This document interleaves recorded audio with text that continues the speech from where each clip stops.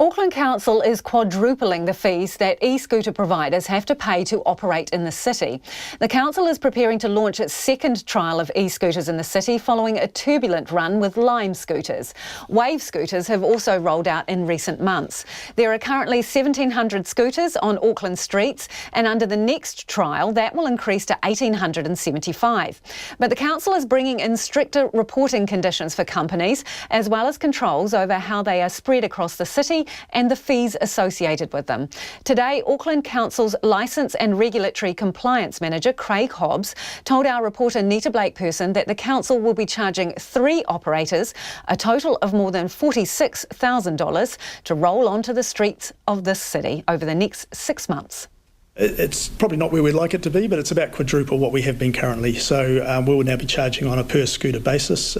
Again, bearing in mind that we are regulated by our fees and charges that again is adopted annually by our governing body after consultation. So we have to work within the framework of that document, but it gives us an opportunity to charge by scooter, and we're doing that also by tier. So CBD area per scooter for 6 months is around about $35.50. It's $21 or thereabouts in Tier 2, which is the outlying areas around the CBD. Tier 3, which are getting further out in the city, is $5. But that really gives us an opportunity to encourage, or the operators to encourage, that first leg, last leg connection to public transport, which is a huge outcome that we're seeking with Auckland Transport.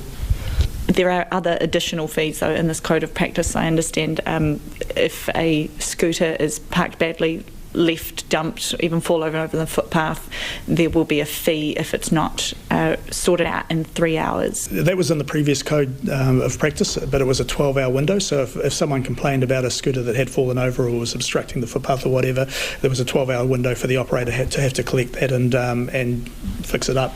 Otherwise, we could collect it and charge the $371 fee that you mentioned.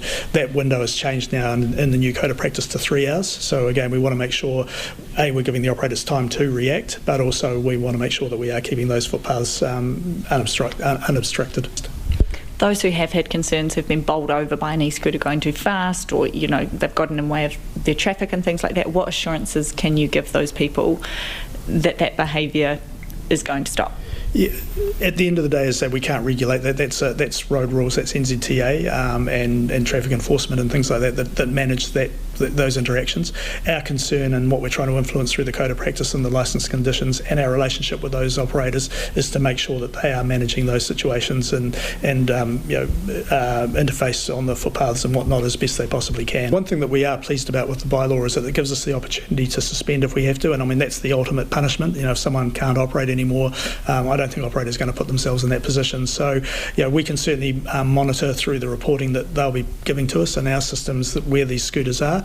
If we see someone acting out of good faith in all the licence conditions, then we have the opportunity to, as I say, ultimately take that or suspend entirely. But there are other methods. We could suspend temporarily. We can negotiate those sorts of outcomes.